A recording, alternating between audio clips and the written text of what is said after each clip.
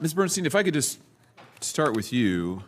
You worked in the Minnesota Department of Human Services, is that right? For Correct. 20 years? Correct. Or more?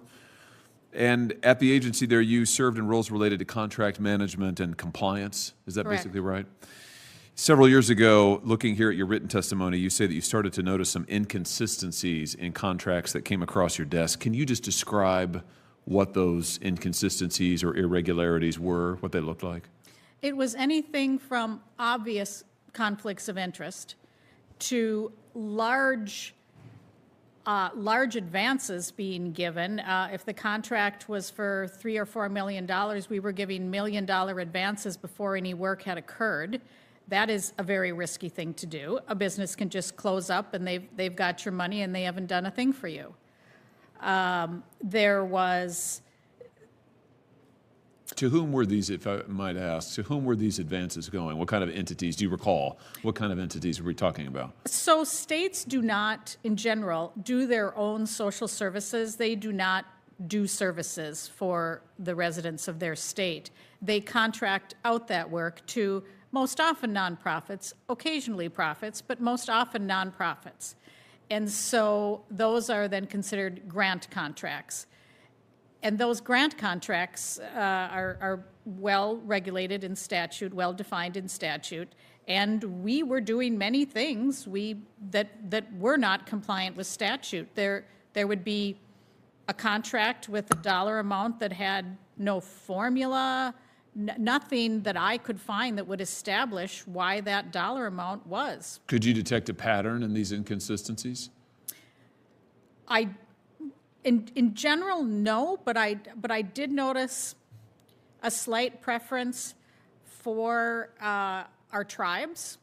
Our tribes were one situation where I saw contracts that no one could explain to me why they were the dollar amount that they were. What happened when you reported these inconsistencies to your superiors? I was called racist. You know, and then I was walked out. There was quite a smear campaign. I was investigated. I have about 400 pages of investigatory information about me. You'd worked there for 20 years. A shocking Senate hearing just exposed allegations of fraud, retaliation, and political protection at the highest levels of state government. In a fiery exchange, Josh Hawley confronted testimony from a longtime government employee who claims she was punished for simply doing her job. The witness, a 20-year civil servant from the Minnesota Department of Human Services, described suspicious contracts, unexplained million-dollar advances, and what she says was a culture designed to silence accountability. But what happened? Do you think, in light of the revelations of widespread fraud and abuse in the state, that maybe there's a systemic problem in state government that you exposed in part, but that probably extends far beyond you? I mean, is that fair to say? There absolutely is, and I now realize that it was long before me. Are you familiar with the case of Keith Ellison? Yes.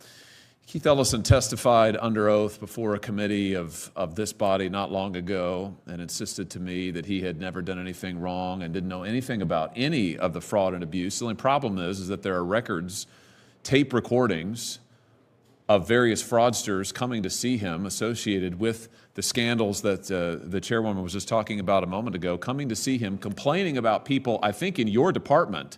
The fraudsters were saying, oh, we're getting pushback. Who knows? Maybe it was you. We're getting investigated. Can you do something about it?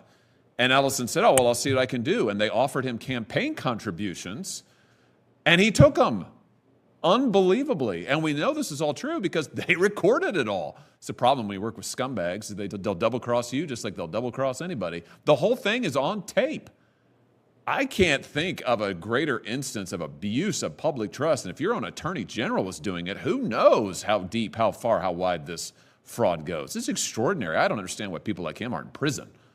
But I want to applaud you, Ms. Bernstein, for doing your job. And I think it is absolutely shameful that you have been retaliated against and treated like scum when you are a 20-year civil servant, proud Minnesotan, just doing your job. I don't know what your politics are. I don't think it matters.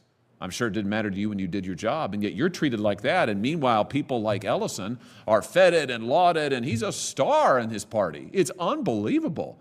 He's a crook. It's exceptional. We need more people like you who are doing their jobs and who are fighting for the public and fighting for what is right and true and just. And I want to thank you for coming forward, and I want to thank you, Madam Chair, for having this hearing.